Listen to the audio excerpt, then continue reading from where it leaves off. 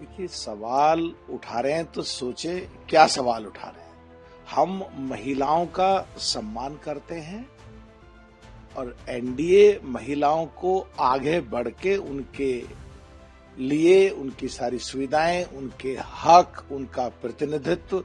MLA MP में उनकी साझेदारी सब चीज को पूरे ध्यान रखते हैं। और इसीलिए जो 65 साल में कांग्रेस नहीं कर पाई सरकारें रही, वो हमने महिलाओं के लिए रिजर्वेशन करके सिद्ध किया है। और जहां तक बात है अफगानिस्तान के विदेश मंत्री के पत्रकार सम्मेलन में महिलाओं से संबंधित जो कांग्रेस के नेता बयान दे रहे हैं, वो ये सोच लें पहले कि अफगानिस्तान में तालिबान की सरकार है और वहां के विदेश मंत्री अगर हमारे देश के साथ तालमेल बैठा करके और यहाँ पे आए हैं तो पाकिस्तान ने उनकी राजधानी काबुल पे बमबारी कर दी है। पूरे विश्व के पटल की राजनीति को ध्यान में रख के सोचें तो अफगानिस्तान के तालिबानियों की पाकिस्तान से बढ़त हो गई है, पाकिस्तान ने कर दी है। और एक तरफ पाकिस्तान में बलूचिस्तान से भिड़ंत हो रही है।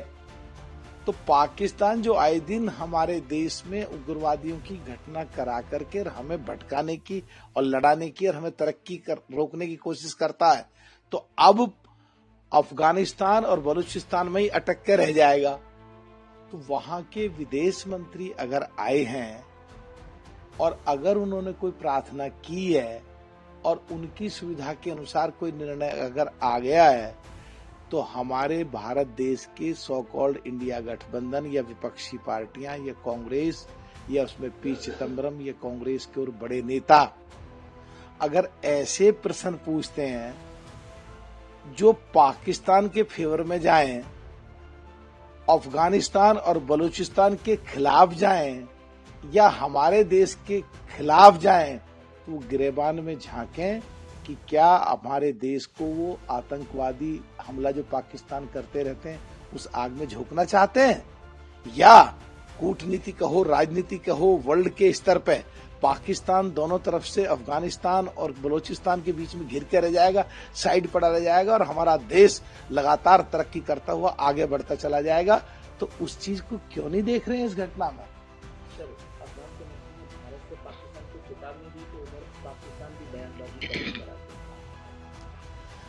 देखिए, जिस तरह अफगानिस्तान के विदेश मंत्री ने भारत की तारीफ की और पाकिस्तान के बारे में टिप्पणी की, उन्होंने कहा कि भारत दवाइयां खाने की वो चीजें और अन्य सुविधाएं देकर के देश को हमारे को बनाने की कोशिश करता है और पाकिस्तान बिगाड़ने की कोशिश करता है हमेशा और नष्ट करने की कोशिश करता है और बमबारी कर रहा है। तो उनके इस बयान से कि पाकिस्तान बिगाड़ता है और भारत हमारे देश को बनाता है, तो पाकिस्तान के मंत्री ने, ख्वाजा आसिफ साहब ने कहा है